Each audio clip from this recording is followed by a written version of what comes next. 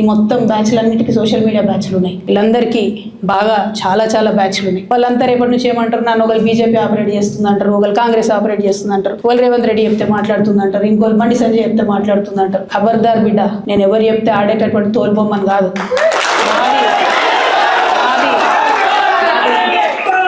నాది కేసీఆర్ బ్లడ్, నాకు తెలంగాణ బ్లడ్. ఇండిపెండెంట్గా నేను అనుకున్న విషయాన్ని చెప్తున్నాను.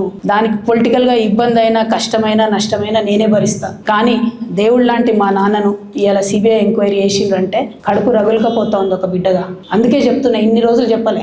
ఆ మధ్యలో పోయినసారి నా కొడుకు గ్రాడ్యుయేట్ అయినప్పుడు వచ్చినప్పుడు నేను మా నాన్నకు రాసుకున్న లెటర్ లీక్ చేస్తే కూడా ఆ 70, 80, 90 రోజుల నాకు నరకం చూపిస్తున్నారు. ప్రతిరోజు సోషల్ మీడియాలో ఇష్టం వచ్చినట్టు రాపిస్తున్నారు. ఎప్పుడు వీళ్ళ పేర్లు తీసుకోవాలి, ఇష్టం వచ్చినట్టు ప్రెస్ వాళ్ళకి మాట్లాడుతూ చాలా విషయాలు చెప్తున్నారు. ఎప్పుడు వాళ్ళ పేర్లు తీసుకోవాలి. ఇలా తీసుకుంటున్నా, ఎందుకంటే విషయం నాది కాదు. ఇది తెలంగాణ పరువు ప్రతిష్టకు సంబంధించిన విషయం. ఇలా దేశంలో ఏ మూలకు పోయినా, ఎక్కడికి పోయినా కేసీఆర్ అంటే ఒక మహానాయకుడు, త్యాగం చేసిన నాయకుడు అని చెప్పి మాట్లాడతారు. రేపటి నుంచి ఏం మాట్లాడతారు? సిబిఐ ఎంక్వైరీ చేస్తే ఏం మాట్లాడతారు? కేసీఆర్ అంటే సిబిఐ కేసు అంటారు. మా నాన్న పరువు పోతే నాకా బాధ, మీకా?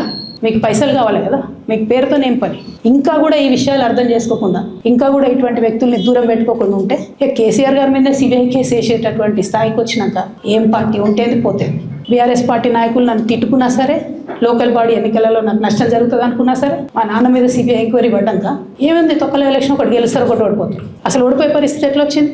ఇటువంటి దుర్మార్గుల వల్ల కాదా వచ్చింది? ఆలోచన చేసుకోవాలి కదా. అంటే నా దగ్గర పైసలు ఉన్నాయి, టీవీలు ఉన్నాయి, సోషల్ మీడియాలు ఉన్నాయి, ఏటు పడతాడు మాట్లాడతామంటే తోలు తీస్తాం చెప్తున్నా నేను. గీత